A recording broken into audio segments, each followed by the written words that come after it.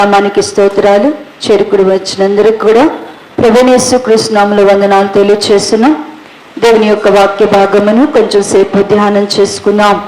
మత్తయి సువార్త 13వ అధ్యాయము, మత్తయి సువార్త 13వ అధ్యాయము 47వ వచన భాగము నుండి 50వ వచనం వరకు చదువుకుందాం. పేజ్ నంబర్ 15, కొత్త నిబంధన, మొదటి పుస్తకము మత్తయి సువార్త 13వ అధ్యాయము 47వ వచనము నుండి 50వ వచనం వరకు చదువుకుందాం. మరియు పరలోక రాజ్యము సముద్రములో వేయబడి నానా విధములైన చేపలను పట్టిన వలను పోలి ఉన్నది. అది నిండినప్పుడు దాని దరికి లాగి కూర్చుండి మంచి వాటిని గంపలో చేర్చి చెడ్డ వాటిని బయట పారవేయుదురు. అలాగే యుగ సమాప్తి అందును జరుగును. దేవదూతలు వచ్చి నీతిమంతుల నుండి దుష్టులను వేరుపరిచి వీరిని అగ్నిగుండములో పడవేయుదురు.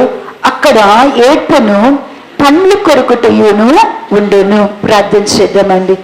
స్తోత్రము స్తోత్రము స్తోత్రము నాయన, ప్రేమ నమ్మకమైన తండ్రి, పరిశుద్ధుడా, మహిమా స్వరూపియగు దేవ, ఉన్నవాడవు అనువాడవు, భూత భవిష్యత్ వర్తమాన కాలానికి ఏకరీతిగా ఉన్న సజీవుడవు, సర్వకృపానిధి అగు తండ్రి, నీకు వందనాలు. లోకములో నుండి మమ్మల్ని ఎంతగానో ప్రేమించి ఈ లోకముతో మేము నశించిపోకున్నట్లుగా, ఉగ్రత దినమందు మేము రక్షింపబడినట్లుగా, మేము బ్రతికినను చనిపోయినను నిద్రించినను మేలుకొనినను ప్రభువా, మేము ధరించినను అయా ధరింపకున్నను దేవా నా తండ్రి, మేము తినినను తినకపోయినను ప్రభువా, మాకు అనుగ్రహింపబడిన ఈ జీవిత కాలములో నీ పిల్లలుగా రక్షింపబడిన వారమై నీ రాజ్యముతో నీ వచ్చినప్పుడు సదాకాలము నీతో కూడా ఉండునట్లుగా మమ్మలను ప్రేమించి ఏర్పరచుకొని ప్రభువా, మా కొరకు యేసయ్య శరీరధారిగా ఈ లోకానికి వచ్చి నీ రక్తములో మా ప్రతి పాపమును కడిగి పవిత్రపరిచి నీతిమంతుడిగా చేసి అయా తండ్రి కుడి పార్శ్వమున కూర్చుండి మా కొరకు విజ్ఞాపనము చేయుచున్న అద్వితీయ కుమారుడుగా మా పక్షముగా చాలిన దేవుడై ఉన్నారు ప్రభా. అందును బట్టి వందనాలు. నీ నామమును బట్టి నీ యొద్దకు వచ్చి వారిని విడిపించి రక్షించుటకు కనికరమును నమ్మకమైన ప్రధాన యాజకుడైన యేసు నీకు వందనాలు ప్రభువా. మీ ప్రార్థన బట్టి అయా, మీ కృపను బట్టి, నీ వాత్సల్యతను బట్టి మా కొరకు ఈ సంవత్సరాన్ని కూడా ప్రభువా మీరు అనుగ్రహించారు. మారు మనసు పొందుటకు ఈ దినాన్ని మాకు ఇచ్చారు. ఫలించుట కొరకు ప్రభువా మమ్మల్ని నీరు పెడుతున్నారు, ఎరువు వేస్తున్నారు, కాపు కాస్తున్నారు. అయ్యా, మాలో నీ కృప విస్తరించలాగున మమ్మల్ని నీ దయతో జ్ఞాపం చేసుకున్నారు. నువ్వు మంచి కుమ్మరి వలె ఉండి అయ్యా నీ సార మీద నుండి మమ్మల్ని విసిరివేయటలేదు ప్రభువా. ఎన్ని మారులు పగిలిన పాత్రలాగా ఉన్నా మళ్ళా చేర్చుకుంటున్నారు. మళ్ళా ముద్ద చేసి మమ్మలను ప్రభువా నీ స్వారూప్యమైన పాత్రలుగా చేయట కొరకు మా ఎడల మీరు చూపుతున్న ప్రేమ, మీరు పడుతున్న ప్రయాస, మీ రక్తధారలు, మీ కన్నీరు మమ్మలను బ్రతికిస్తున్నది తండ్రి. వాక్యమును విని విడిచిపెట్టువారముగా, ఈ లోక సంబంధులముగా, ఈ లోక భోగ భాగ్యముల కొరకు, ఈ లోక సాంపాద్యము కొరకు, ఈ లోకము యొక్క మెప్పు ఘనత కొరకు నాయన వ్యర్థమైన వాటి చేత ఇవ్వబడి మరల కొల్పబడకూడనట్లుగా పరలోక రాజ్య పౌరసత్వాన్ని ఇచ్చారయ్యా. ఆ పౌరసత్వాన్ని కలిగిన మేము నీ రాజ్యమునకు హక్కుదారులమై నీ రాజ్యములోనికి ప్రవేశించుట కొరకు పరలోక రాజ్య మర్మములను వినగలిగిన చెవును, చూడగలిగిన కన్నును, గ్రహించగలిగిన హృదయాన్ని మాకిచ్చి నీ మాటలు మమ్మలో అగ్ని వలె మండింపచేసి మేము లేచినా, కూర్చుండినా, పడుకుండినా, మేమే పని చేసిన నీ వాక్యము మాలో పనిచర్య చేయనట్లుగా, ముచ్చటించినట్లుగా నీ జీవవాక్యానికి మమ్మల్ని అప్పగించుకుంటూ మీ స్వరాన్ని మాకు వినబడ చేసి మమ్మల్ని నీ ప్రజలుగా ఈ లోకములో జీవింపచేసి మహిమ పొంది నిత్య జీవము దయచేయమని యేసుక్రీస్తు నామములో అడిగి ప్రార్థించి పొంది ఉన్నాము తండ్రి, ఆమేన్. అందరికీ మరొకసారి వందనాలండి. చదవబడిన ఈ మత్తయి సువార్త 13వ అధ్యాయ భాగం అంతా కూడా యేసుక్రీస్తు ప్రభువారు చెప్పినటువంటి 7 ఉపమానాలతో నింపబడి ఉన్నది. యేసుక్రీస్తు ప్రభువారు ఆయన వద్దకు వచ్చిన ప్రజలకును శిష్యులకును కూడా పరలోక రాజ్యం పోవాలి అంటే మారు మనసు పొందాలా. మారు మనసు పొందితే మనము మారు మనసు అంటే అది ఒక్కరోజు చూపించేది. బాప్టిజం తీసుకుంటే మనకి మారు మనసు వచ్చినట్లు అనుకుంటాం. బాప్టిజము పొందిన తర్వాత, మారు మనసు పొందిన తర్వాత కొన్ని దినాలు దేవునికి అనుకూలంగా నడుస్తుంటాం. కానీ రోజులు సంవత్సరాలు గడిచే కొద్ది దేవుని ప్రజలు ఏమైపోతున్నారంటే ఈ లోక సంబంధుల్లాగే మారిపోతున్నాం. ఏది విడిచిపెట్టామో దాన్నే ప్రేమిస్తున్నాం. ఎక్కడి నుంచి దేవుని దగ్గరికి వచ్చామో మరలా అక్కడికే వెళ్తున్నాం. ఏది పాపము చెడుతనమని అసహించుకున్నామో దాన్నే ప్రేమిస్తూ అనేక విషయాలలో మనము చెడ్డవారం అయిపోతున్నాం. మారు మనసు పొందిన దగ్గర నుంచి మన గురి, మన లక్ష్యము ఏమై ఉండాలి అంటే పరలోక రాజ్యాన్ని నేను సంపాదించుకోవాలా. పరలోక రాజ్యాన్ని నేను సంపాదించుకోవాలి అంటే ఎలా సాధ్యమో? ఒక్కనాడు బాప్టిజం తీసుకున్నంత మాత్రాన పరలోకానికి మనం వెళ్ళిపోతామా? అలా అయితే యోహాను గారు కూడా బాప్టిజం ఇస్తుంటే చాలా మంది అంట తండోపతండాలుగా వచ్చంట మమ్మల్ని నీళ్ళలో ముంచు, మమ్మల్ని నీళ్ళలో ముంచు అని అడుగుతున్నారంట యోర్దాను నదిలో. అప్పుడు యోహాను గారు బాప్టిజం ఇచ్చి యోహాను గారు ఏమన్నారంటే సర్ప సంతానమా అంటున్నాడు. అంటే సర్ప సంతానం ఏం అడుగుతున్నారు అంటేనంట వచ్చి మాకు బాప్టిజం ఇస్తే మేము దేవుని రాజ్యానికి వెళ్ళిపోతామో అనుకుంటున్నారు. దేవుని రాజ్యానికి వెళ్ళాలి అంటే బాప్టిజము అనేది మారు మనసుకు గుర్తుగా ఉంటే అక్కడి నుంచి నీ యొక్క ఆలోచన విధానం మారాలా, నీ మాట తీరు మారాలా, నీ గురి మారాలా, నీ లక్ష్యం మారాలా, నీ యొక్క క్రియలు మారాలా, నీ యొక్క స్థితిగతులు మారాలా.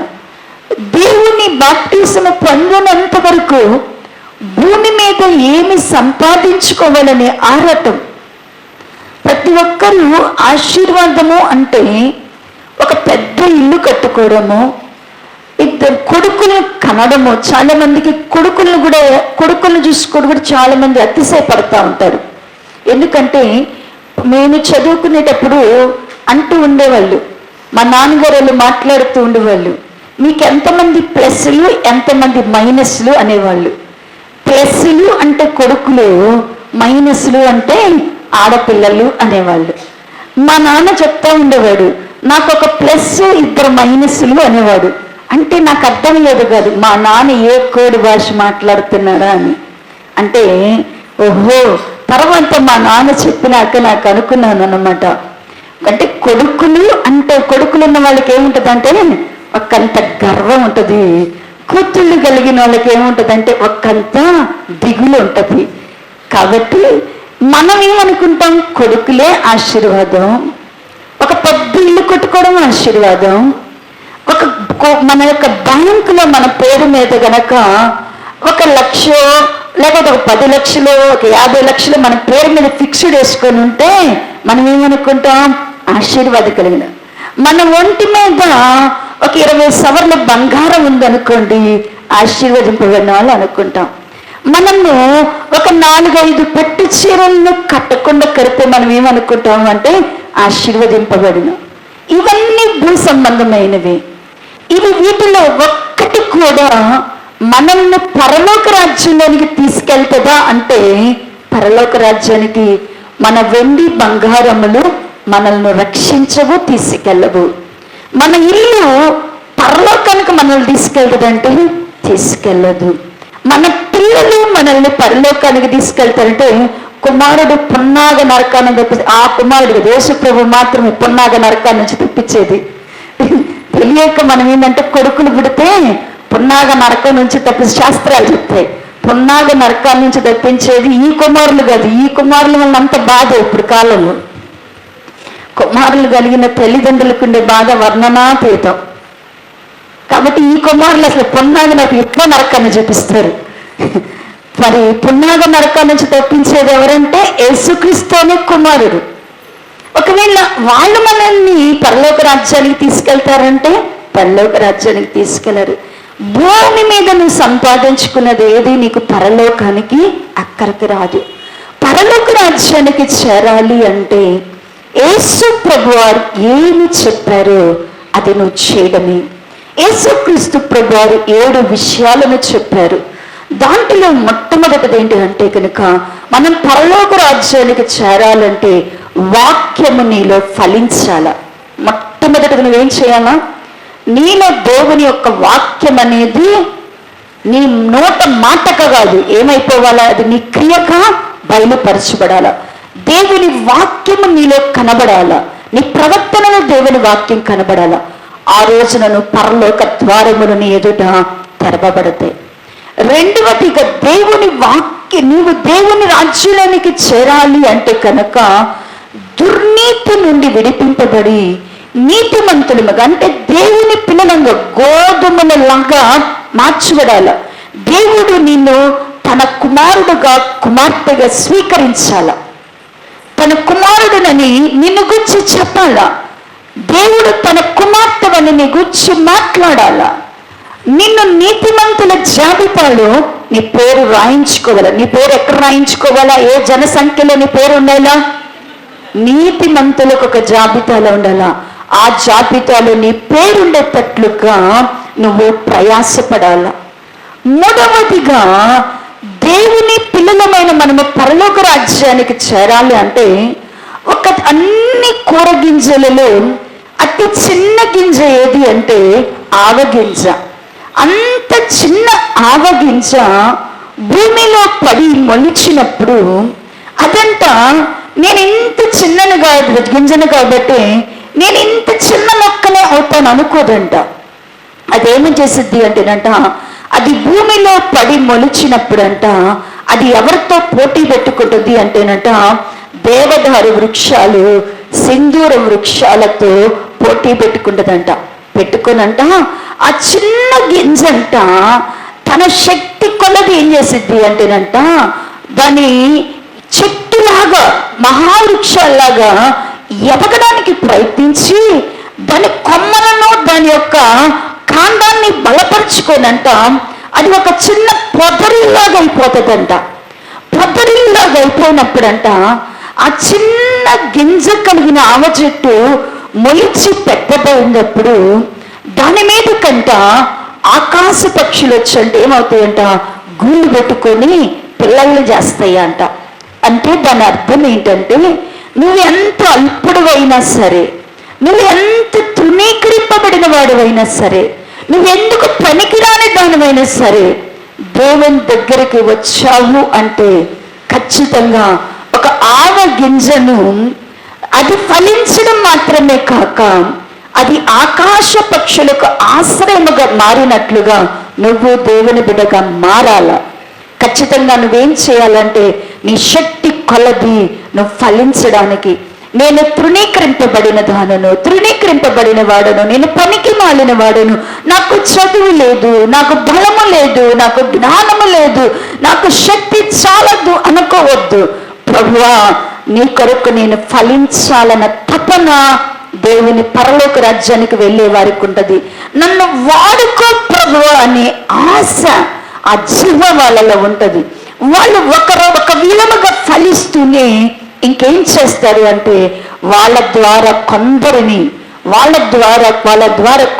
ఏం చేస్తారు అంటే కనుక దేవుని యొద్దకు నడిపించేవారుగా ఉంటారు. ఇది 3వ ఉపమానము. 4వ ఉపమానము ఏమిటి అంటే పరలోక రాజ్యంలోనికి మనం వెళ్ళాలి అంటే పరలోక సంబంధమైన ధనాన్ని మనము సంపాదించుకోవాల. అది పరలోకములో ఉన్నటువంటి దేవుడు మాత్రమే ఈ ధనాన్ని ఎవరిస్తాడు అంటే దేవుడు మాత్రమే ఇస్తాడు. దేవుడు ఆ ధనాన్ని ఇవ్వాలి అంటే మనము కష్టపడాలా. ఆ ధనము అక్షయమైన ధనము, అది సత్యమైన ధనము, అది సక్రియలు అనేటువంటి ధనము, పరలోక సంబంధమైన ఈ ధనాన్ని మనము సంపాదించుకుంటేనే పరలోక రాజ్యములోనికి చేరగలము. ఐదవదిగా పరలోక రాజ్యము పోవాలి అంటే మంచి ముత్యాలు మన దగ్గర ఉండాలి. మనందరి దగ్గర ఏముండాలి అంటే కనుక మంచి ముత్యాలు ఉండాలి. ఆ ముత్యాలను మనము సంపాదించుకోవాలా. ఆ ముత్యాలు మన దగ్గర లేకుండా మనం ఏమవ్వమంటే పరలోక రాజ్యానికి వెళ్ళలేము. ఆ మంచి ముత్యాలైనటువంటి అమూల్యమైన ఆయన రక్తాన్ని, అమూల్యమైనటువంటి విశ్వాసమును, అమూల్యమైనటువంటి వాగ్దానములను మనం ఏం చేయాలి అంటే కనుక అమూల్యమైన కృపను మనము సంపాదించుకోవాలా. అప్పుడు మాత్రమే దేవుని రాజ్యానికి వెళ్తాం. 6వ ఉపమానముగా యేసుక్రీస్తు ప్రభువారు పరలోక రాజ్యానికి మనము చేరాలి, పరలోక రాజ్యంలోనికి మనము వెళ్ళాలి అంటే దేవుడు మరి ఒక జాలరి చేపలు పెట్టడానికి వెళ్ళి ఆ చేపలు పట్టినప్పుడంట వల నిండిని అంట చాలా చేపలు అతని వలలోనికి వచ్చినాయి అంట. అయితే ఆ పట్టినటువంటి ఆ జాలరి ఏం చేశాడు అంటేనంట మంచి చేపలను చెడ్డ చేపలను కూర్చొని ఏం చేస్తున్నాడంట వేరు చేస్తున్నాడంట. చేపలలో కూడా మంచివి ఉన్నాయి, చెడ్డవి ఉన్నాయి. మంచి వాటినేమో గంపలో ఎత్తుకున్నాడు, చెడ్డ వాటినేమో బయట విసిరివేశాడు. దాని అర్థము ఏమిటి అంటే కనుక దేవుడు తన దూతలను పంపినప్పుడు దేవుని పిల్లలమని మనందరం ఈ రోజున చెప్పుకుంటున్నాం. దేవుని మందిరంలో మనం ఉన్నాం అనుకుంటున్నాం, దేవునికి సమీపముగా మనం ఉన్నాం అనుకుంటున్నాం. దేవుడు మనల్ని ఒక దినాన మనలో కూడా ఆయన ఏం చేయబోతున్నాడంటే వేరు చేయబోతున్నాడు. ఆయన ఎలా వేరు చేస్తాడు? ఎవరిని మంచివారు అంటాడు, ఎవరిని చెడ్డవారుగా వేరు చేస్తారు. దేవుని దూతలు ఈ పని చేస్తారంట. మంచి చేపలు ఏమై ఉన్నాయి అంటే కనుక దేవుని వద్దకు వచ్చిన మనము మంచి చేపలలాగా ఆయన గంపలో ఉండాలి అంటే మనమందరము బుద్ధి కలిగిన కన్యకలలాగా సంఘములో ఉండాలి. మనందరం కూడా ఏ కన్యకలాగా ఉండాలంటాం? బుద్ధి కలిగిన కన్యకల్లాగా మారాల. కన్యకల్లాగా అందరూ ఉంటున్నారు, కానీ కొందరు సంఘములో బుద్ధి లేని కన్యకల్లాగా ఉన్నారు. బుద్ధి లేని కన్యకలందరూ కూడా ఏమైపోయారు? వేరు చేసే కాలంలో వారు బుద్ధి లేకపోవడాన్ని బట్టి వారు ఏం చేయబడ్డారు? వేరు చేయబడ్డారు. మనము దేవుని దగ్గరికి వస్తున్నాము అంటే ప్రభువు రాకడ దినమందు, ఆయన ప్రత్యక్షత దినమందు దేవుని దూతలు మనల్ని వేరు చేసేటప్పుడు మనము బుద్ధి కలిగిన కన్యకల్లాగా ఉంటేనే ఆయన గంపలోకి చేరతాం, ఆయన రాజ్యంలోనికి చేరతాం. రెండవదిగా దేవుడు ఎలా వేరుపరుస్తున్నాడు అంటే కనుక నమ్మకమైన మంచి దాసులను ఆయన గంపలో కూర్చుకుంటున్నాడు, అపనమ్మకమైనటువంటి సోమరులైనటువంటి చెడ్డ దాసులనేమో అగ్నిలో వేస్తున్నారు. అందరికీ దేవుడు వారి సామర్థ్యాన్ని బట్టి 3 దాసులను పిలిచారు. 3కి కూడా పని చేయమని, వారికి వ్యాపారం చేయమని 3కి కూడా ధనం ఇచ్చాడు. కానీ 2 మాత్రము కష్టపడి ఇచ్చిన ధనాన్ని వృద్ధి చేశారు.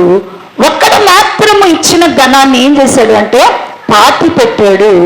పాతి పెట్టడాన్ని బట్టి అతడు ధనం అతని దగ్గర ఉంది, ఏ పని చేయకుండా దాన్ని ఎలాగున ఉపయోగించకుండా మరలా వచ్చిన ఆయనకి తిరిగి చేయాలనుకున్నాడు. నేను చేయలేదు, ఇచ్చేయాలనుకున్నాడు.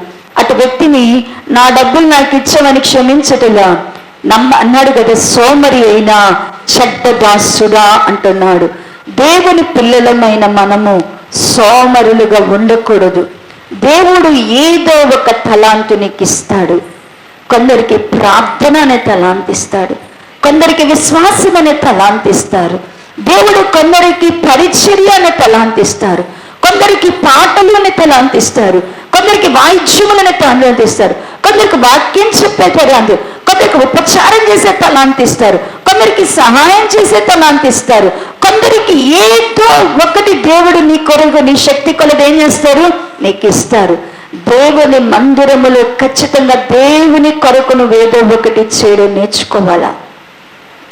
అది నువ్వేదైనా సరే చెయ్యకపోతే ప్రభు నిన్ను అడుగుతాడు, నా కుమారి నీకు నేను ఆ తలాంతి ఇచ్చాను, నువ్వెందుకు వినియోగపరచలేదు అంటాడు. దేవుని మందిరానికి వచ్చి దేవుణ్ణి ఆరాధించడానికి వచ్చి దేవుని పిల్లలమని చెప్పుకొని దేవునికి మనం ఉపయోగపడకపోతే మనల్ని దేవుడు ఏం చేస్తాడంట, తీర్పు దినమందున నేను ప్రార్థనకు వచ్చాను కదయ్యా, చర్చికి అసలు మానేనా నేను అంటావు, నేనన్నా నీ కానికీకుండా ఉన్నానా అంటావు, అయ్యా నేను కనపడుతున్నా కదయ్యా నీవు రిజిస్టర్ పెట్టుంటే నాకు పాస్ మార్కులు వచ్చాయి ప్రభువా అంటావు. కానీ వీటన్నిటిని బట్టి కాదు, నువ్వు ప్రభు కొరకు నీ శక్తిని ఎంత వినియోగపరిచావు, నీ బలాన్ని ఎంత వినియోగపరిచాడు. రేపంట మన ఎముకలు సాక్ష్యం ఇస్తాయంట. ఒక సేవకుడు చెప్తున్నాడంట, దేవుని దగ్గరికి వచ్చి అంటున్నాడంట, అతనంట స్కాన్ చేస్తేనంట అతనికి బాగా లేకపోతే ఆయనకి ఎంఆర్ఐ తీస్తేనంట ఆయన ఎముకలన్నీ అరిగిపోయి ఉన్నాయంట, అతని మోకాళ్ళన్నీ అరిగిపోయి ఉన్నాయంట, అతని చేతిలో ఎముకలలో కొంచెము కూడా సత్తు కనబడతలేదంట.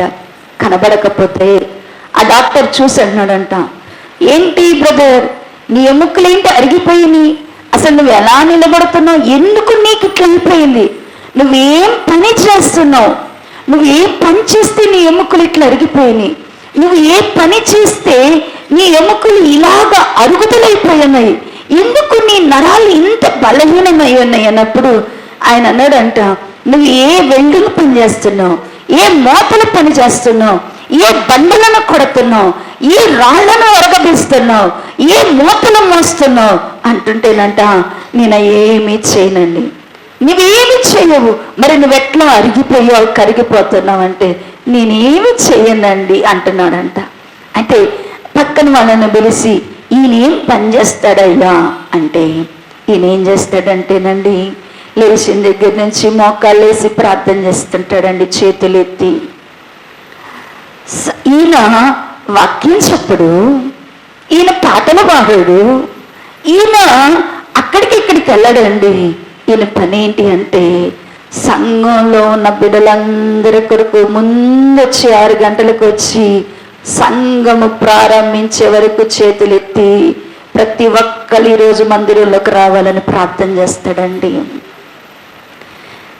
మందిరం అయిపోయినాక అందరూ వెళ్ళిపోయినాక మళ్ళా బలిపీఠానికి వేసుకుంటూ తల మోడ్చి ఆ బలిపీఠం దగ్గర ఆ కృపాసనం దగ్గర తల మోడ్చి రానేని వాళ్ళ కొరకు ఎందుకు రాలేదు ప్రభువా అని ఏడుస్తూ వాళ్ళ కోసం ప్రార్థన చేస్తాడండి. ఏం చేసే పని ఇది పిల్లరా? అతడు దేవుని కొరకు అతని యొక్క మోకాళ్ళ చిప్పులంట అరిగిపోయి అప్పచ్చిల్లా కనపడుతున్నాయి అంట. అతని వేళ్ళన్నీ కూడా చేతులు ఎత్తి ఎత్తి వంకర్లు తిరిగిపోయి కనపడుతున్నాయి అంట. మనం ఏం చేస్తున్నాం దేవుని కొరకు? మన స్థితి ఏంటి? ప్రభు కొరకు ఎవరు అరిగిపోతున్నారు, ఎవరు కరిగిపోతున్నారు? మనలో ఉన్న సత్తువనేమన్నా దేవుని కొరకు ఉపయోగిస్తున్నామా? మనలో ఉన్న బలం ఏమైనా ఇక్కడ కరిగిపోతుందా? ఏమైనా చెమట బోసం ఎండకి ఒక్కపోతకి చెమటలు రావడమే కానీ యేసు ప్రభు వారు ప్రార్థన చేస్తుంటే యేసు ప్రభు వారు ప్రార్థనలోనంట ఆత్మలో తీవ్రత కలిగి గెత్సెమనే వనములో యేసయ్య ప్రార్థన చేస్తుంటే ఆ ప్రార్థన కంటే మొదట యేసు ప్రభు వారిలో ఉన్నటువంటి స్వేద గ్రంథులు అన్ని కూడా తెరవబడి అంట ఆ చెమటలో ఆ భారలోనంట చెమట వచ్చేసిందంట. ప్రార్థన చేసేటప్పుడు తలలో నుంచి ప్రభువారి కంట చెమట వచ్చేసిందంట.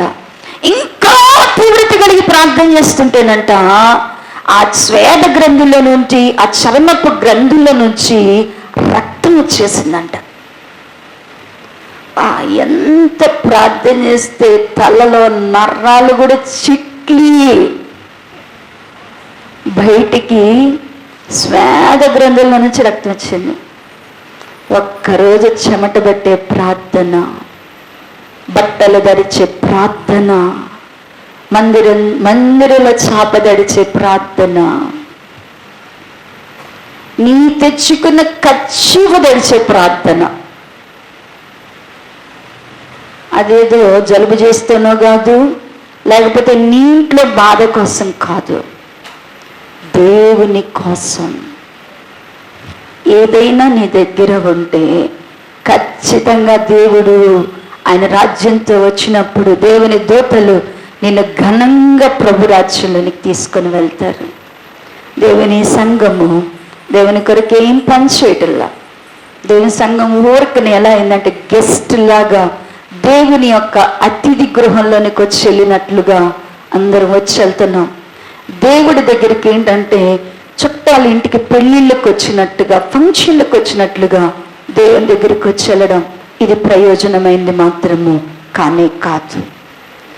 మూడవదిగా దేవుడు మనలను విభాగించినప్పుడు, మంచివాడమని చెడ్డవాడని వేరు చేసేటప్పుడు ఎట్లా వేరు చేస్తారు అంటేనంట, మందలను చూస్తున్నాడంట.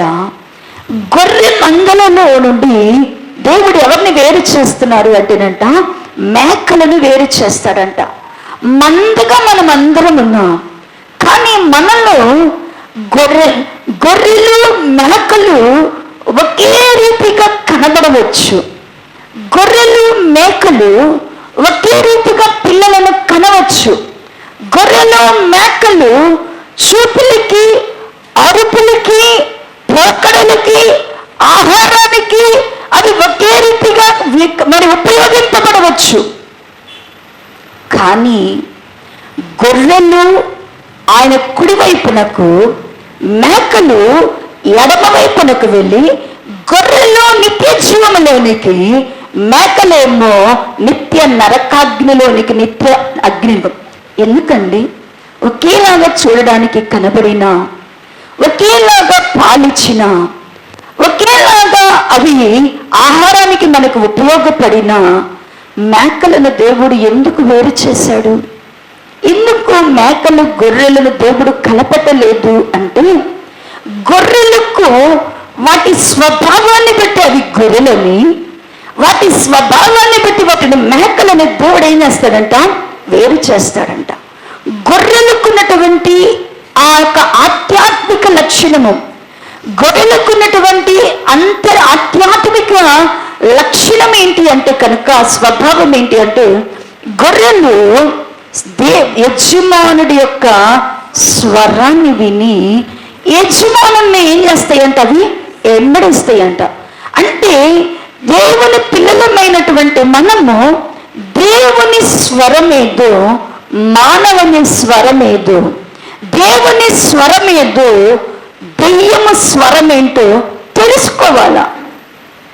దేవుని పిల్లలమైన మనకు రోజులు గడిచే కొంది మనకేమవ్వాలి అంటే, ఇది దేవుని స్వరము, ఇది అపవాది స్వరం అని తేటగా మనకేమవ్వాలా? అర్థం కావాలా. గొర్రెలంట స్వరాన్ని వినడం నేర్చుకుంటాయి, యజమాని వెంబడం నేర్చుతాయంట. అదేంట రెండవది, అవి అన్యుణ్ణి మాత్రం ఎంత మాట్లాడు కూడా ఏమనంట వెంబడించు. అవి అన్యుణ్ణి గుర్తుపడతాయి, దేవుణ్ణి గుర్తుపడతాయి, అన్యుణ్ణి గుర్తుపడతాయి. మూడవదిగా గొర్రెలు దొడ్డి అన్నాడు కదా, అవి నీతి మార్గంలో నడుస్తాయి. గొర్రెలు ఎప్పుడు కూడా ఏం నడుస్తాయి అంటేనంట, దేవుడు నేర్పించినటువంటి నీతి మార్గంలో అవి నడుస్తాయి. అవి ఎటు పడితే అటు ప్రావు, అవి నీతి మార్గంలో నడుస్తాయి. మూడవదిగా గొర్రెలు దేవుడు సమృద్ధి జీవమైన మేతను వేస్తాయి. అవి ఏవి పడతాయి తిను. గొర్రెలంట ఏవి పడితే తినవంట. అవి మంచి మేతను, దొడ్డిలో మేత తిని బయటికి వెళ్తాయి. ఆకలిస్తే మళ్ళీ వచ్చి అక్కడ మేత మేస్తాయంట. బయటికి వెళ్ళి లోపలికి వచ్చి మళ్ళీ ఎక్కడ మేస్తాయంట? దొడ్డిలోని ఆహారమే. ప్రియులారా, అంటే పరిశుద్ధులకు అప్పగింపబడిన బోధ అందరికీ ఒక రకంగా ఉంటదేమో, కానీ పరిశుద్ధులకు బోధ వేరుగా ఉంటది. పరిశుద్ధులకు అప్పగింపబడిన బోధ అది ఒక్కటే ఉంటదంట. దానిని నేర్చుకుంటామంట. పరిశుద్ధులకు ఏది ఆత్మీయ ఆహారం కొరకు, జీవాహారం కొరకు, సమృద్ధి జీవమిచ్చే ఆహారం కొరకు గొర్రెలు ఆకలి దప్పులు కలిగి ఉంటాయి. మేకలకి వీటితో ఏం సంబంధం లేదు. మందలో ఉన్న వాటికి ఏ యజమానుడైనా పర్వాలా, ఏ ఆహారమైనా పర్వాలా, అది దానికి ఏ మార్గములైనా పర్వాలేదు.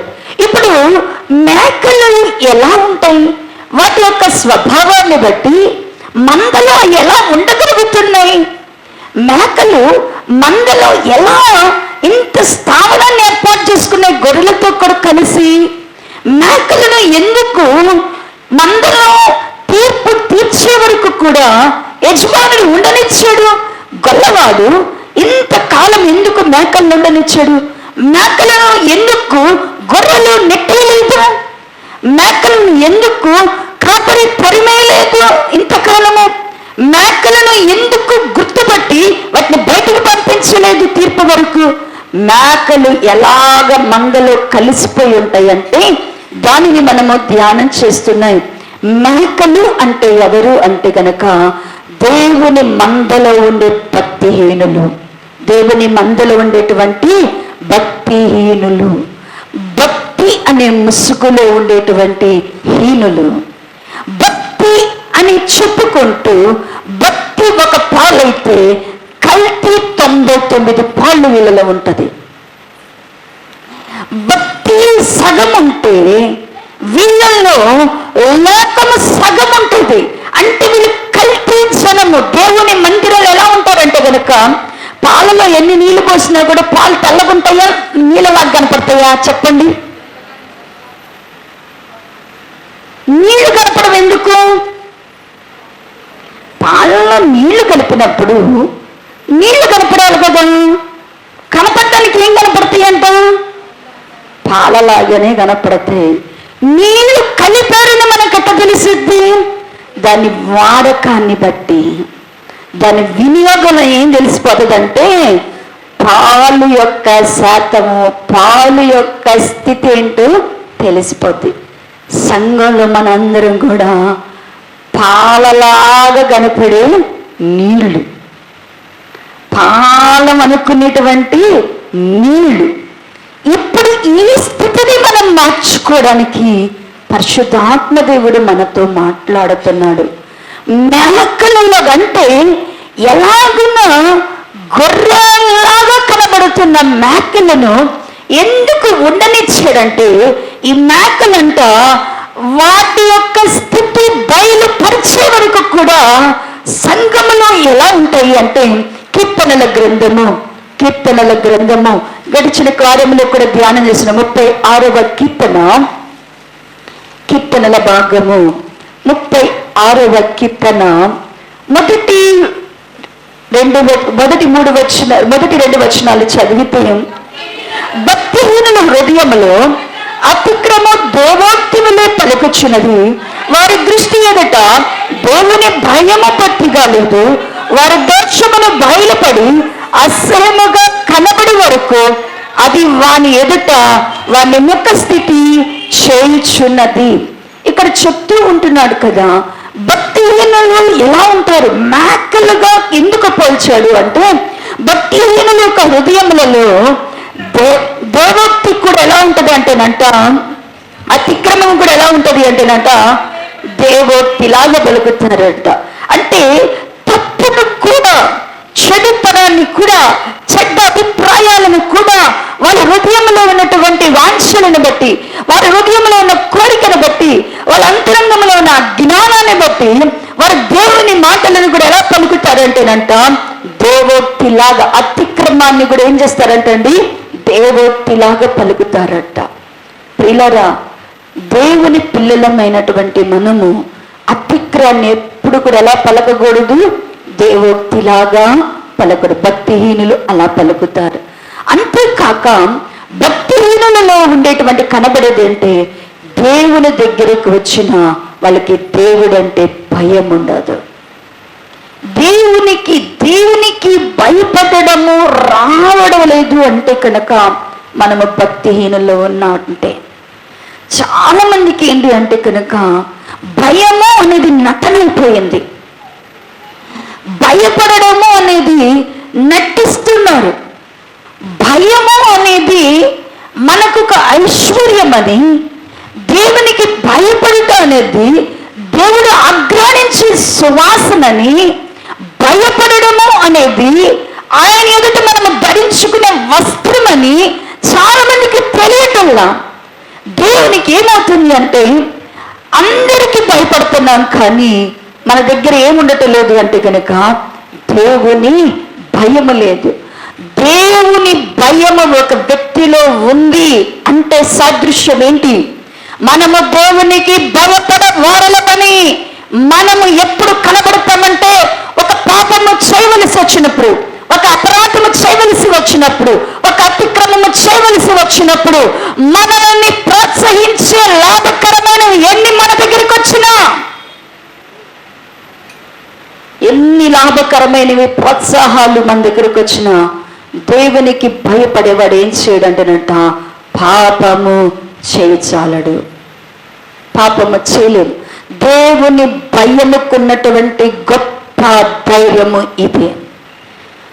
భక్తిహీనులలో ఏముండదు అంటే కనుక దేవుని ఎడలు ఏముండదు అంటేనంట భయం ఉండదు. ఇక్కడ కూర్చొని కూడా అబద్ధమాడతాం. మందిరంలో కూర్చొని కూడా ఏం చేయగలం? దేవుని దగ్గరికి కూడా వచ్చి ఏం చేయగలం? అసలు ఎంత ధైర్యం! కాలుచున్న అగ్ని దగ్గరికి వచ్చి కూడా సంజాయిషులు చెప్తాం. మండుచున్న అగ్ని అని తెలుసు, యెహోవా దహించు అగ్ని అని మనకు తెలుసు, ఆయన ముఖ కాంతిలో మన రహస్య పాపాలని ఉన్నాయని తెలుసు. ఒక్కసారి మన స్థితిని ఆయన ఇక్కడ బయట పెడితే మనం ఆయన దగ్గర నిలబడమని తెలుసు, కానీ మనకేమీ లేదు. ఆయన అంటే భయం లేదు, భయం లేదు. భయము లేని భక్తి భక్తిహీనత. దేవుని భయము లేకుండా మనం చేసే భక్తి భక్తిహీనత. వీళ్ళు వాళ్ళ యొక్క పాపము అసహ్యంగా కనబడి అది బయలుపడే వరకు కూడా వారు ఎలా ఉంటారు అంటేనంట ముఖస్తుతి చేసేవాళ్ళుగా ఉంటారు. ప్రియులారా, భక్తిహీనులంగా మనం ఉండకూడదని దేవుడు ప్రేమించి, ఒకవేళ మనలో భక్తిహీనత ఉంటే సరి చేసుకోవడానికి దేవుడు మనకి దినాన్ని ఇచ్చారు. భక్తిహీనులంగా ఉన్నామంటే అతిక్రమము మనలో దేవోక్తిలాగా ఉంటుంది. దేవుని భయం అనేది అసలు మన దగ్గర, మన కన్నుల దగ్గర, మన హృదయములో ఉండదు. భక్తిహీనులు ముఖస్తుతి చేసేవారుగానే ఉంటారు. ఇంకా ఈ భక్తిహీనుల గురించి మాట్లాడుతూ కీర్తనలు 50వ అధ్యాయము 16వ వచన భాగము నుండి చూస్తే 478వ పేజీ 478 50వ కీర్తన 16వ వచన. భక్తిహీనులతో దేవుడు ఇట్లు సెలవిచ్చుచున్నాడు, నా కట్టడలు వివరించుటకు నీకేమి పని? నా నిబంధన నీ నోట వచించడమేమి? దిద్దుబాటు నీకు అసహ్యము కదా. నీవు నా మాటలను నీ వెనుకకు త్రోసివేసెదవు. నీవు దొంగను చూచినప్పుడు వానితో ఏకీభవించదువు. వ్యభిచారులతో నీవు సాంగత్యము చేసెదవు. కీడు చేయవలనని నీవు నోరు తెల్చుదవు. నీ నాలుక కపటమును కల్పించుచున్నది. నీవు కూర్చోండి నీ సహోదరుని మీద కొండములు చెప్పుచున్నావు. నీ తల్లి కుమారుల మీద అపనిందలు మోపచున్నావు. ఇట్టి పనులు నీవు చేసినను నేను మౌనినై ఉంటునని, అందుకు కేవలము నేను నీ వంటి వాడనని నువ్వు అనుకుంటువి. అయితే నీ కన్నుల ఎదుట ఈ సంగతులు నేను వరుసగా ఉంచి నిన్ను గద్దించదును. భక్తిహీనులను గురించి దేవుడు మాట్లాడుతున్నాడు. అంతేనా కదా? మంచి చేపలు చెడ్డల చేపలు వేరు చేస్తానంటున్నాడు కదా. చెడ్డ చేపలు అంటాయి కదా, మేము చేపలం కదా, మమ్మల్ని ఎందుకు వేరు చేస్తాయంటే చెప్పాలి కదా. అడగమా?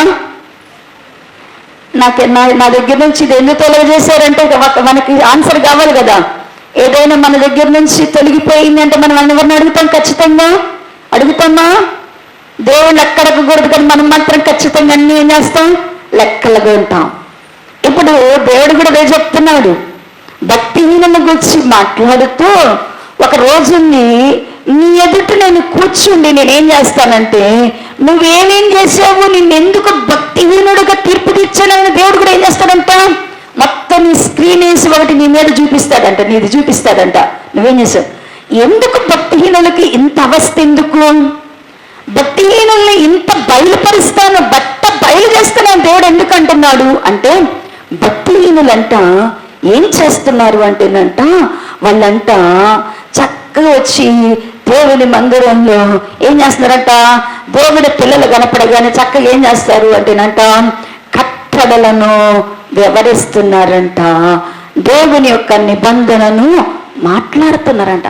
వీళ్ళు అనంతంగా ఏం చెప్తున్నారంట, భక్తిహీనుల నోట ఏముందంట, భక్తిహీనుల నోట ఏముందంట, దేవత్వం అంటాడు. ఇంతక ఇప్పుడు భక్తిహీనుల నోట ఏముందంట, దేవుని యొక్క వాక్యం ఉందంట, కట్టడలను వివరిస్తున్నారంట, నిబంధనల గురించి మాట్లాడుతున్నారంట. భక్తిహీనులు పడుతున్నారు, నువ్వెందుకు చెప్తున్నావు నా వాక్యము, ఎందుకు వివరిస్తున్నావు నా కట్టడలు, ఎందుకు నన్ను గురించి మాట్లాడుతున్నాను అంటున్నాడు దేవుడు. ఎందుకు అంటున్నాడు, ఎందుకు నువ్వు నా వాక్యం చెప్తున్నావు అంటున్నాడు, ఎందుకు నా కట్టడలు వివరిస్తున్నామంటున్నాడు, ఎందుకు నన్ను గురించి సాక్ష్యం ఇస్తున్నామంటున్నాడు, ఎందుకు నువ్వు నా గురించి గొప్పగా చెప్తున్నామంటున్నాడు దేవుడు. ఎందుకు అంటేనంట, వీళ్ళు ఎలా ఉన్నారు అంటేనంట, భక్తిహీనులు దిద్దుబాటును ఏం చేస్తున్నారంట, అసహించుకుంటారు. వాక్యం చెప్తున్నారు, ప్రార్థన చేస్తున్నారు, కానుకలు ఇస్తున్నారు, మందిరానికి వస్తున్నారు, కానీ వీళ్ళలో ఏమి లేదంట, భక్తిహీనంలో ఏమన్నదంట, దిద్దుబాటు లేదు. నా కుమారుడా నీలో కోపం ఉంది, నా కుమారి నీలో మోసమున్నది, నా కుమారుడా ఇదిగో నీలో అబద్ధమున్నది, నా కుమారి నీలో జారత్వం ఉంది అని దేవుడు సంఘములో ఏదైనా మాట్లాడుతుంటే ఖచ్చితంగా భక్తిహీనులు ఏం చేస్తారంటే, ఇది ఆ అమ్మాయికి ఆయనకి వీళ్ళకని చెప్పుకొని వాళ్ళు ఏం చేయరు, నీలో ఉన్న కోపాన్ని విడిచిపెడతావు, నీలో ఉన్న కోపాన్ని మానేస్తావు, నీలో ఉన్న అబద్ధాన్ని సరిచేసుకో, నీలో ఉన్న మోసాన్ని సరిచేసుకో, నీలో ఉన్న జాగ్రత్తని సరిచేసుకో, నీలో ఉన్న దుర్నీతిని సరిచేసుకో, నీలో ఉన్న దురాశలను సరిచేసుకో. నువ్వు మారకుండా ఎందుకు దేవుణ్ణి ఆరాధిస్తున్నావు? దేవుని వద్దకు వచ్చింది మారడానికే కదా, మారకుండా ఎందుకు దేవుణ్ణి ఆరాధిస్తున్నావు? నువ్వు అలా ఆరాధిస్తున్నావంటే దేవుడు మందలో నిన్ను ఎలా చూస్తున్నాడంట, భక్తిహీనులముగా. భక్తిహీనులైనటువంటి వారంట దేవుని వాక్యాన్ని చెప్తారు, కానీ వాళ్ళు దేవుని వాక్యాలను వివరించుకుంటారు, పాటలు పాడుతారు, స్తుతులు చేస్తారు, అభిషేకింపబడినట్లుగా, ప్రవచించినట్లుగా, దేవుని స్తుతించినట్లుగా ఏదైతే చేస్తున్నారు, కానీ మారు మనసు లేని వారుగా ఉంటున్నారు. ఇట్టి స్థితి భక్తిహీనులు చేస్తారు. ఇంకా వాళ్ళంట భక్తిహీనులకున్నది, దొంగలను చూసినా, వ్యభిచారులను చూసినా వాళ్ళని చూస్తేనంట వీళ్ళు బాగా ఫ్రెండ్షిప్ చేస్తారంట. వాళ్ళలో ఉన్న చెడుతనం సహించుకోరు, వాళ్ళలో ఉన్న పాపమును వారు గద్దించరు, వాళ్ళలో దోషాన్ని గద్దించరు. మీ దగ్గరికి ఎవరైనా తప్పు చేసిన వాళ్ళు ఉంటే దేవుని బిడ్డలు ఏం చేయాలా? ఒక స్త్రీ ఉన్నది, లేకపోతే ఒక యవనస్తురాలు ఉన్నది, మరి తన వివాహమై ఉన్నది, ఆమె తన భర్తతో కాకుండా నీకు 2-3 సార్లు పరపురుషులతో మాట్లాడడం కనబడింది. దేవుని పిల్లలు ఏం చేయాలా? ఏమ్మా ఎందుకు అతనితో అలా మాట్లాడుతున్నావు? తప్పు కదా, నీ పనేదో నువ్వు అలా చేయొద్దు. మనం ఏం చేస్తాం, ఏంది ఆయనతో మా విషయం ఏంటి, ఏం బిజినెస్ చేస్తున్నా, ఏం ఇస్తానన్నాడు, ఏంటి, ఏం సలహాలు ఇచ్చారు? అవసరమా? స్త్రీలు పురుషులతో, పురుషులు స్త్రీలతో మాట్లాడడం అవసరమా? సంఘంలో సహోదర ప్రేమ ఉండాలా, మితంగా మాట్లాడుతూ నేర్చుకోవాలా, అవసరమైనందుకు మాట్లాడుతూ నేర్చుకోవాలా. ఒకవేళ ఎవరైనా చూస్తుంటే కొంతమంది యవనస్తులు మరి మరి యవన కుమారులను చెడ్డ దృష్టితో చూస్తూ ఉంటారు. ఖచ్చితంగా తెలిసినప్పుడు ఏం చేయాలా? దేవుని పిల్లలు ఏం చేయాలా? ఇదిగో నీ చూపు సరిగ్గా లేదు, నువ్వు సరిచేసుకో. నీ ప్రవర్తన సరిగ్గా లేదు, సరిచేసుకో చెప్పాలా? చెప్పకుండా మనం ఏం చేస్తున్నాం? ఏంది నచ్చాడా? పెళ్లి చేసుకుంటావా? ఈ వ్యవహారాలు నీకు అవసరమా? పెళ్ళిళ్ళు పారయ్యలా ఎవరు చేయమన్నారు మీకు పెళ్ళిళ్ళు? అంటే భక్తిహీనుల యొక్క ప్రవర్తన ఇలానే ఉంటుంది. దేవుని సంఘములో క్రమశిక్షణ, దేవుని పిల్లలకి ఏముంటుందంటే, చెడ్డ దొంగను చూసినప్పుడు చెప్పాలా, ఈ దొంగ తిండి తినే కన్నా చచ్చిపోయాలు. నేనైతే ఇంతే చెప్తా, డబ్బులు లేవంటే కృషించిపో, దేవుడు ఇవ్వకపోతే కృషించిపో, చచ్చిపోతే పరలోకానికి వెళ్తావు. కానీ అబద్ధముతో, మోసంతో, అప్పుతో, వడ్డీలతో తినొద్దు అని చెప్తా. ఈ లోపల దేవుడు ఇవ్వగలడు, కానీ మనము ఆ తెగింపు రావాల. దేవుని పిల్లలైనటువంటి వారికి చెడ్డదాన్ని దొంగనిసి, అయ్యో నువ్వు అట్ట చేసేవా, నువ్వు ఈ పరిస్థితిలో అర్థం చేసేవాని సమర్థించొద్దు. భక్తిహీనులు సమర్థిస్తారు. ఇలాంటి సమర్థించే వారు ఉండకూడదు. ఇంకా ఏం చేస్తున్నారంటే, భక్తిహీనులైన వారు కూర్చుండి తన సహోదరుల మీద, తన తల్లి కుమారుల మీద ఏం చేస్తున్నారంట? కొండలు చెప్తున్నారు. వీళ్ళు కూర్చుంటే ఎవరో ఒకళ్ళ మీద చాడీలు చెప్పాల. అసలు కూర్చుంటే వాళ్ళ విషయాలు వీళ్ళకొద్దు, వీళ్ళకి ఏం కావాలా? భక్తిహీనులకు ఉండేది ఏంటంటే, ఇతరుల గురించి మాట్లాడాలి, వాళ్ళని గురించి మాట్లాడుకోరు. ఇదే భక్తిహీనుల లక్షణం. భక్తిహీనులకి ఏం కావాలా? వాళ్ళు మళ్ళీ పలకరించారా, వందనాలు చెప్పారా, అసలు ఎంత రెక్లెస్, కొంచెం వచ్చింది, ఎంత అతిశయం వచ్చిందో చూసావా, ఎట్ట చూస్తుందో చూసావా, ఎట్ట మాట్లాడుతుందో చూసావా, ఇక ఏ కానీ నేనేంటి ప్రభువా, నేనేంటి అంటే భక్తిహీనంలో ఎదుటి వ్యక్తిని కొండాలి, ఎదుటి వ్యక్తి మీద, సహోదరుల మీద కొండాలి. వాళ్ళిల్లా వీళ్ళిల్లా. నాకు ఒక్కోసారి ఇలాంటి వింటున్నప్పుడు అనిపిస్తుంటుంది అనమాట, బా ఇంత టైం వీళ్ళు ఎట్ట స్పెండ్ చేశారు వాళ్ళ గురించి ఆలోచించడానికి అనిపిస్తుంది. కొంచెంసేపు వింటేనే తలకాయ నొప్పి వచ్చింది మాకు. ఎవరైనా ఏదైనా చెప్తే కొంచెంసేపు విన్నాకే ఏమొస్తుందంటే, ఆ రోజు ఖచ్చితంగా తలనొప్పి వచ్చింది. వీళ్ళు ఇంత టైం స్పెండ్ చేసి వీళ్ళు ఎక్కడికి వెళ్ళారు, ఏం చేశారు, ఏం మాట్లాడుకున్నారు, ఎట్లా ఉన్నారు, అంత అవసరం అబ్బా, వీళ్ళు దీన్ని మంచి కొరకు దీన్ని ఉపయోగిస్తే ఎంత బాగుపడిపోతారో అనిపిస్తుంది. అవసరం అండి. ఒక వ్యక్తిని జడ్జి చేయడానికి, ఒక వ్యక్తికి మనము మంచివాడు చెడ్డవాడు అని చెప్పడానికి మనం టైం ఉపయోగించాల్సిన అవసరం ఉందా? దేవుడు ఏమైనా మనకి చెప్పాడా? అమ్మా ఈ వీళ్ళని స్పై చేయమని ఎవరికైనా చెప్పాడా? లేదు కదా. భక్తిహీనుల పని ఇదే. భక్తిహీనులు అదే ఆ వ్యక్తి పనికి ఏదైనా నీకు నష్టం ఉంటే, కష్టం ఉంటే ఆ వ్యక్తి కోసం ప్రార్థన చేస్తే మారుతాడు కదా. మనం ప్రార్థన చేయం. ఆ వ్యక్తి ఇట్టంట అట్టంట, అక్కడికి వెళ్ళాడంట, ఎక్కడికి వచ్చాడంట, ఇది చేశాడంట, అట్ట చేశాడంట, ఆ మాట అన్నాడంట, ఈ మాట అన్నాడంట, ఎంత చేశాడంట, అంత ఇవన్నీ చెప్పి మళ్ళీ పక్కన వాళ్ళు కూర్చొని చెప్పి వాళ్ళకి చెప్పి వాళ్ళ బుర్రలు పోగొట్టి ఇంత అవసరం. భక్తిహీనులైన వారు మేకల్లాగా సంఘంలో ఉన్నారు. మనం ఒకవేళ ఇలాంటి భక్తిహీనతను, ఇతరులను గురించి చాడీలు చెప్పే అలవాటు, ఇతరుల మీద నేరములు చేసే అలవాటు, ఇతరుల మీద అపవాదులు వేసే అలవాటు, ఒక్కవేళ నీకుంటే నీలో భక్తిహీనత ఉన్నది అని ఈరోజు సరిచేసుకో. ఒకవేళ నీ ఇంటి వాళ్ళ మీద కూడా నువ్వు చాడీలు చెప్తున్నావు అనుకో, ఇక వాళ్ళే కాదు ఇంకెవరి మీద చదువుతారు, ఇంట్లో కూర్చొని ఇంటోళ్ళ మీద కూడా చదువుతారంట. ఇంటోళ్ళ మీద కూడా చెప్పేవాళ్ళు ఎవరంట? భక్తిహీనులు. భక్తిహీనత పోవాల. భక్తిహీనతను అంటించుకున్నామా, భక్తిహీనులతో సహవాసం చేసామా, మనల్ని వాళ్ళు కట్లతో కట్టేస్తారు. జాగ్రత్త సుమా. భక్తిహీనతకి చాలా దూరంగా పోవాలా. ఈ భక్తిహీనులను గురించి యోధా గారు కూడా రాస్తూ వాళ్ళని ఎంత చక్కగా వర్ణించారో చూడండి ప్రియులారా. యోధా పత్రిక ప్రకటనకు ముందు ఉంటుందండి. యోధా పత్రిక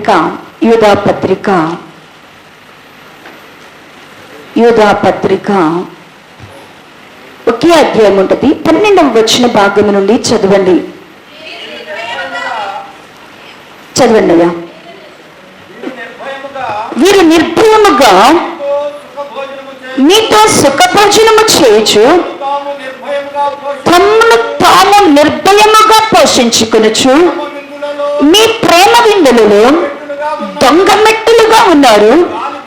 వీరు గాలి చేత ఇటు అటు కొట్టుకొని పోవు నిశ్చల మేఘములుగాను, కాయలు రాలి ఫలములు లేక 2 మారులు చచ్చి వేళ్లతో పెగిలింపబడిన చెట్లగాను, తమ అవమానమును నురుగు వెళ్ళగక్కువారై సముద్రము యొక్క ప్రచండమైన అలలుగాను, మార్గము తప్పి తిరుగు చుక్కలుగాను ఉన్నారు. వారి కొరకు గాఢాంధకారము నిరంతరము భద్రము చేయబడి ఉన్నది. ఆదాము మొదలుకొని 7వ వాడైన హానోకు కూడా వీరిని గూర్చి ప్రవచించి ఇట్లను, ఇదిగో అందరికీ తీర్పు తీర్చుటకును వారిలో భక్తిహీనులందరూ భక్తిహీనముగా చేసిన వారి భక్తిహీన క్రియలను గూర్చి భక్తిహీనులైన పాపులను తమకు విరోధముగా చెప్పిన కఠినమైన మాటలన్నిటిని గూర్చి వారిని ఒప్పించుటకును ప్రభువు తన వేవేల పరిశుద్ధుల పరివారముతో వచ్చాను. ఇక్కడ భక్తిహీనుల గూర్చి భక్తిహీనులకు ఒక టైటిల్ని పెట్టారు, బాగా నేర్చుకోండి, ఇది అండర్లైన్ చేసుకోండి. భక్తిహీనులకు ఒక మంచి టైటిల్స్ పెట్టారు. ఏంటంటే కనుక భక్తిహీనులు ఎక్కడున్నారు అంటేనంట, భక్తిహీనులు ఎక్కడున్నారంట? వెలపట ఎక్కడైనా ఉన్నారా? సంఘం వెలపట్లో ఉన్నారా? లేదంట. వాళ్ళు ఎక్కడున్నారంట? మీరు నిర్భయముగా మీతో భోజనము చేయొచ్చు. ఎక్కడున్నారంట? మన పక్కనే కూర్చొని తింటున్నారంట. మనతో పాటు ఏం చేస్తున్నారంట? మనం తనతో పాటు కూర్చొని తింటున్నారంట. తమను తాము నిర్భయులుగా పోషించుకుంటున్నారంట. ప్రేమ విందులో ఉన్నారంట. వీళ్ళందరూ ఎక్కడ ఉన్నారంట? ప్రేమ విందులో ఉన్నారంటే ఏమంటారు? ఖచ్చితంగా నీ ప్రేమ నా ప్రేమ ఒక్కటే అని చెప్పే విందు ఇది. ప్రేమ విందులో ఉన్నారు, మనతో కలిసి సుభోజనం చేస్తున్నారు. కానీ వీళ్ళకి కొన్ని టైటిల్స్ పెడుతున్నాడు దేవుడు. అన్నాడు వీళ్ళు ఎలాంటి వారంటేనంట, గాలి చేత అటు ఇటు కొట్టుకొని పోవు నిశ్చలమైన మేఘాలు. భక్తిహీనులకు ఒక పేరు పెట్టేశాడు, నిర్జనమైన మేఘాలు. ఎవరంట? నిర్జనమైన మేఘాలు. ఎట్లంటే ఎందుకు గాలి కట్టు ఇటు అంటే, మేఘాలు వచ్చినాయి అంటే మేఘం ఏం తీసుకొస్తుంది చెప్పండి? మేఘంతో ఏం రావాలా? మేఘాన్ని దేవుడు ఎందుకు కలిగజేశాడు? అసలు మన మేఘాలు ఎందుకు దేవుడు ఇప్పుడు సృష్టించాడు? మేఘము అనేది దేవుని వాహనం. మేఘము అనేది దేవుని మహిమకు సూచన. మేఘము అనేటువంటిది దేవుని ప్రజలను దేవుని ఎదుటకు చేర్చేది. మేఘము అనేది దేవుని స్వరానికి స్థావరం. మేఘము అనేది వర్షానికి సూచన. మేఘాన్ని దేవుడు ఇందుకొరకు చేశాడు. నేను అవన్నీ చెప్పట్లా. ఇప్పుడు మేఘం వచ్చింది అంటే అది ఖచ్చితంగా ఏం చేయాలా? దాని పని అది చేసి వెళ్తుందంట, దేవుడు పంపిన మేఘం అయితే. కానీ కొన్ని మేఘాలు ఉన్నాయంట. ఆ మేఘాలు ఏమవుతున్నాయి అంటేనంట, బాగా భీకరంగా వచ్చి గాలి రంగానే ఆ మేఘాలు ఏమైపోతున్నాయి అంట, కొట్టుకుపోతున్నాయి అంట. పడిద్ది అన్న వర్షం ఏమైపోతుందంట, పట్టలేదు. వినబడిద్ది అన్న స్వరము వినబడటలేదు. వచ్చారు అనుకున్న దేవుడు కనబడటలేదు. అంటే మేఘము తేలిపోయింది. ఇప్పుడు ఏమైపోయిందంట? మేఘము తేలిపో అంటే దేవుని పిల్లలైనటువంటి వారు లోకానికి వర్షములాగా ఉండాలా, లోకానికి దేవుని యొక్క మహిమగా మనం ఉండాలా, లోకానికి మనము దేవుని స్వరముగా ఉండాలా, లోకంలో దేవునితో సహవాసం చేసేవారంగా మేఘము ఏ రకమైన మోషేని ఎత్తుకొని సీనాయి పర్వతానికి తీసుకెళ్ళిందో మనము కూడా ఆ ఉన్నత అనుభవాల్లోనికి వెళ్ళేవారు ఉండాలా. కానీ వీళ్ళందరూ ఏమైపోతున్నారంట? నిర్జలమగు మేఘాలు. అంటే ఏంటంట? ఎంత భీకరంగా కమ్ముకున్నా ఒక్క గాలి రంగానే ఏమైపోతున్నారంట,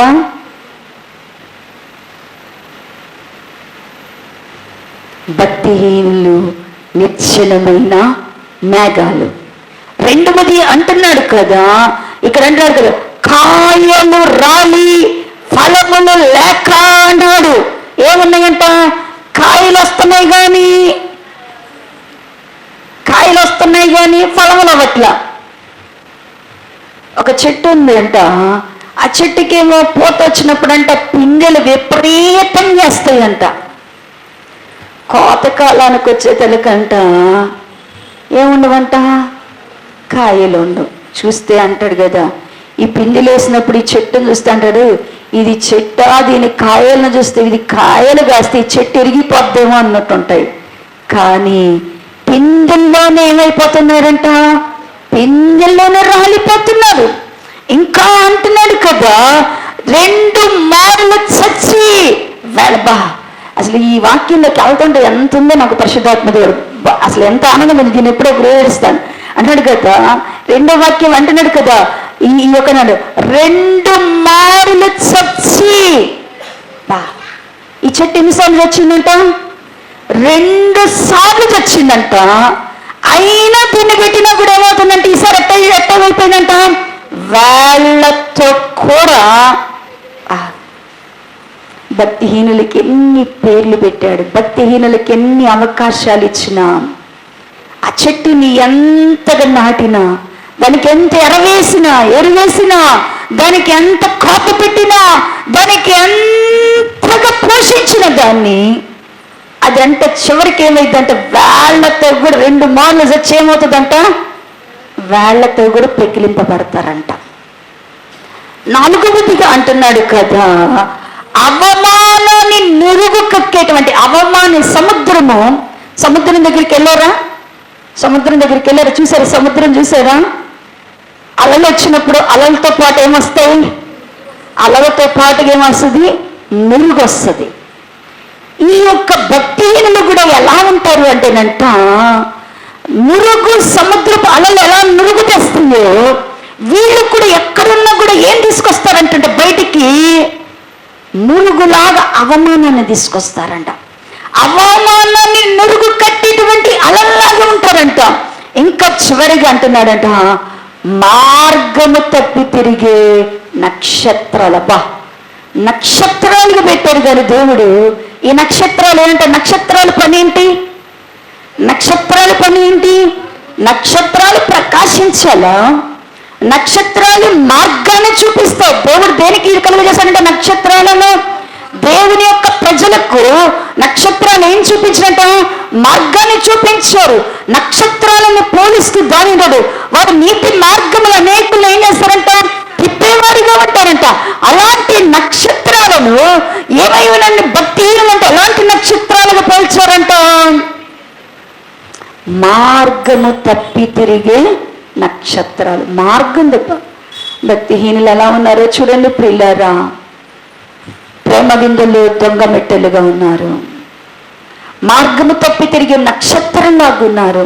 నిర్జలమైనటువంటి మేఘాల్లాగా ఉన్నారు. వారు ఫలములు ఇవ్వకన్నటువంటి రాలే చెట్లులాగా ఉన్నారు. 2 మార్లు చచ్చి వేలతో పెరిగివేయబడి చెట్టులాగా ఉన్నారు. అవమానాన్ని మురుగుగట్టే సముద్రములాగా ఉన్నారు. ఇలాంటి భక్తిహీనంగా గుచ్చి దేవుడు ఆదాము మొదలుకొని రాసి పెట్టాడంట. ఇలాంటి వారిని గుచ్చి అంటున్నాడు కదా, వాళ్ళు భక్తిహీనమైన తమ దురాశలను అనుసరించి చేసిన కార్యములకు తీర్పు తీర్చడానికి వేరే దూతలతో యేసయ్య రాబోతున్నాడు. అంటే అప్పుడు దాకా భక్తిహీనులు ఎక్కడున్నారు? తీర్పు తీర్చే వరకు భక్తిహీనులు ఎక్కడుంటారు? ఎక్కడున్నారు చెప్పారా? మందల్లో గొర్రెల్లో గెలిచిపోయి ఉన్నారు. ఇప్పుడు నువ్వు భక్తిహీనురాలవైతే, మేకవైతే ప్రభువా బ్రతిలాడడానికి దేవుడు, దిద్దుబాటు చేసుకోవడానికి దేవుడు మంచి సమయం ఇచ్చారు. ఒకవేళ నీలో ఉన్న చెడుతనం ఇక్కడ గురించి, ఆ భక్తిహీనుల గురించి ఇంకా మాట్లాడుతూ వాళ్ళు ఎలా ఉన్నారు? 16వ వచన భాగంలో నుంచి రాస్తున్నాడు, వారు తమ దురాశల చొప్పున నడుచుకొనొచ్చు, లాభము నిమిత్తము మనుషులను కొనియాడుచు, సణుగు వారును తమ గతిని గూర్చి నిందించుకుని వారైనారు, వారి నోరు డంబమైన మాటలు పలుకును. అయితే ప్రియులారా, అంత్యకాలమందు తమ భక్తిహీనమైన దురాశలు చొప్పున నడుచు పరిహాసకులు మెరలి మన ప్రభు అయిన యేసు క్రీస్తు అపోస్తల పూర్వమందు మీతో చెప్పిన మాటలను జ్ఞాపకం చేసుకోండి. భక్తిహీనులైన వారి గురించి చక్కగా వాక్యం చెప్తుంది. వాళ్ళు ఎలా ఉన్నారంటే దురాశలు చొప్పున నడుచుకుంటారు. ఎంత వాక్యం విన్నా వాళ్ళు ఏం మార్చుకోరు? దురాశలను వదిలిపెట్టరు. దురాశల చొప్పున నడుచుకుంటారు. లాభాల నిమిత్తం మనుషులు ఏం చేస్తారంట? మనుషులను కొనియాడుతారు. ప్రియులారా, నీ ద్వారా ఒక పని జరగాలి అంటే, ఒకరి ద్వారా ఒక పని చేసుకోవాలంటే వాళ్ళ దగ్గరికి ఎలా వెళ్తారంట? అబ్బా, నువ్వెంత ప్రార్థన చేస్తావమ్మా, నువ్వెంత మంచిదానమ్మా, నువ్వెంత బుద్ధిమంతురాలమ్మా, నిన్ను చూసే నేర్చుకున్నావు. ఎందుకు ఇవన్నీ? లాభాల కొరకు కొనియాడవద్దు. నీ ఒక పని చేసుకోవాలంటే నువ్వు స్ట్రైట్ గా వెలుగు. వాళ్ళలో బయటకు వచ్చి అంటారు కదా, ఏమనట్టు పొడగకపోతే పొగడకపోతే అంతేనా? ఇలా ఫ్లడ్ చేయకపోతే, వీళ్ళని ఫ్లడ్ చేయకపోతే ఏమవ్వరు? పడిపోరు. మళ్ళీ ఇంటికి వచ్చి మనం చెప్పుకుంటాం, బాగా ఫ్లడ్ చేసి వచ్చాను, ఆమె ఏమైపోయింది? ఉబ్బి ఎంత అయిపోయింది. నీ మనసులో ఉన్నది దేవుడు చూస్తున్నాడు. ఎవరి విషయంలో నువ్వెవరి దగ్గరికి వెళ్ళినా స్ట్రైట్ గా ఉండడం నేర్చుకో. నువ్వెవరి దగ్గర ఉన్నా స్ట్రైట్ ఫార్వర్డ్ గా ఉండడం నేర్చుకో. నీ హృదయంలో కల్మషం పెట్టుకొని పై నోటిన తేనె పూయొద్దు. అది భక్తిహీనులు చేసే పని. మనుషులను పొగడాల్సిన అవసరం ఏముంది నీకు? అలా నువ్వు లాభాన్ని సంపాదించుకోవాల్సిన అవసరం ఏముంది? ఈ భక్తిహీనులు మనుషులను లాభాల కొరకు ఏం చేస్తారంట? పొగుడుతూ ఉంటారంట. వాళ్ళు భక్తిహీనమైన దురాశలను అనుసరించి నడుచుకుంటూ ఉంటారంట. ఇంకంటున్నారంట, సడిగేవారుగా. భక్తిహీనులలో ఇంకేం కనపడుతుందంట? సనుగుడు కనపడతా ఉంటది. శనిగేవారుగా ఉంటారు. ఇంకా తమ గతిని గుచ్చి వారు ఏం చేసుకుంటారంట? నిందించుకునేవారుగా ఉంటారంట. ఎందుకు? వాళ్ళు పుట్టినానికి పద్దాకల తల్లిని పడితే కన్నావులే నన్ను, తల్లి దగ్గరికి పోయి కన్నావులే నన్ను అంటారు. భర్త దగ్గరికి వచ్చేలే ఉన్నావులే నాకు అంటారు. భర్త దగ్గరేమో నువ్వు ఉన్నావులే, చూసేవులే, బాగా చూస్తున్నాగా. పిల్లల దగ్గరికి వస్తే పుట్టారులే, దేవుని దగ్గరికి వస్తే ఏమిచ్చావులే. ఏది తృప్తి లేదు వీరికి. తల్లిదండ్రులను బట్టి సంతోషం లేదు, భార్య బిడ్డలను బట్టి సంతోషం లేదు, పిల్లలను బట్టి సంతోషం లేదు, సంఘాన్ని బట్టి సంతోషం లేదు, దేవుని బట్టి సంతోషం, ధైర్యం లేని వీళ్ళకి. ఎప్పుడు కూర్చొని ఏమంటారు? నా గతి నేను పుట్టకపోయినా బాగుండదు. ఎందుకు కన్నారు? తల్లిదండ్రులు పోయి చక్కగా ఏమడుగుతారు? ఎందుకు కన్నావమ్మా? పంచలేని దానివి, చదివించలేని దానివి, ఎందుకు కన్నా? నేను ఒకసారి మా నాన్న అడిగాను ఈ మాట. నన్ను దేవుడు మారు మనసు పొందినాక నన్ను ఎంత పశ్చాత్తాపరిచారంటే ఈ మాటలో నేను ఇప్పుడు కూడా చెప్పగలను. మా నాన్న మమ్మల్ని చదివించడానికి కష్టమైనప్పుడు మేమేమో ర్యాంకులు తెచ్చుకొని కూర్చుంటే మా నాన్న నన్ను అడిగాడు, ఈ సంవత్సరం ఆగు, నేను ముగ్గురిని ఒక్క జీతంతో చదివించలేదు, ఈ సంవత్సరానికి నువ్వు డ్రాప్ అయిపో, నువ్వు ఆగిపో, నేను వచ్చే సంవత్సరం నేను చదివిస్తానన్నప్పుడు, కన్నలే చదివించలేని వాడు ఎందుకు కన్నారు నాన్న? పేరెంట్స్గా ఆర్ యు ఫిట్ అన్నా ఎట్టాను మా నాన్నని. మా అమ్మ నాన్న మొఖం చాలా చిన్నపోయింది. మా అమ్మ నాన్న మొఖం చాలా చిన్నపోయింది. చిన్నపోయినప్పుడు మా అమ్మ నన్ను పక్కకి తీసుకెళ్ళనింది. మాకు తెలియదమ్మా, ఇలాంటి పరిస్థితులు వస్తాయని మాకు తెలియదు. తల్లిదండ్రులుగా మేము నీకేమి ఇవ్వలేము, కానీ నేను ఒకటి చెప్పనా, దేవుడిని అడుగు, ఆయన్ని తండ్రిగా చేసుకో, ఆయన నిన్ను చదివిస్తాడు, ఆయన నీకు ఉద్యోగం ఇస్తాడు, నీకు కావాల్సినవి ఇస్తాడు. తల్లిదండ్రులుగా వీఆర్ ఫెయిల్యూర్. మా అమ్మ చెప్పింది, అమ్మా నాన్నగా మేము ఓడిపోయాం, నువ్వు బాధపడవద్దు, నువ్వు దేవుణ్ణి ఆశ్రయంగా చేసుకొని చెప్పింది. మా అమ్మ చెప్పిన మాట నాకు గుణపంలాగా దిగింది.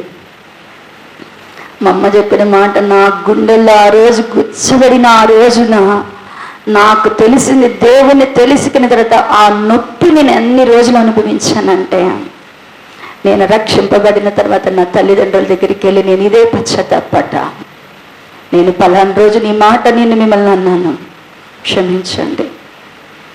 మా అమ్మని గురించినట, నువ్వు నీతిగా పెంచావు మమ్మల్ని, నువ్వు చాలా బాగా, నాకు నా ప్రపంచంలో నాకు మా అమ్మ తర్వాత ఎవరైనా, ఎందుకంటే అంత ఇష్టం. ఇప్పుడు మా నాన్నని కూర్చుంటాను, నువ్వు నీతిగా పెంచావు నాన్న, మాకు నీతి నేర్పించావు, మాకు చాలు.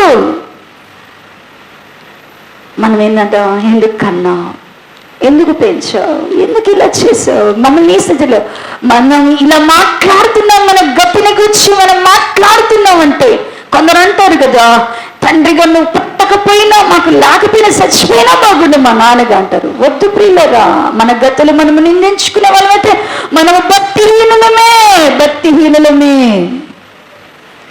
ఏ పరిస్థితిలో నుంచైనా మనల్ని లేవనెత్తగలిగిన దేవుడు, నీ విశ్వాసము భక్తిహీనులు అయితే స్థితిని బట్టి మాట్లాడతారు, భక్తులైతే ఏం మాట్లాడతారు అంటే కనుక, పెంట కుప్పల మీద నేనున్నా, నువ్వు లేపాలి అంటే నన్ను లేపుతావు ప్రభువా,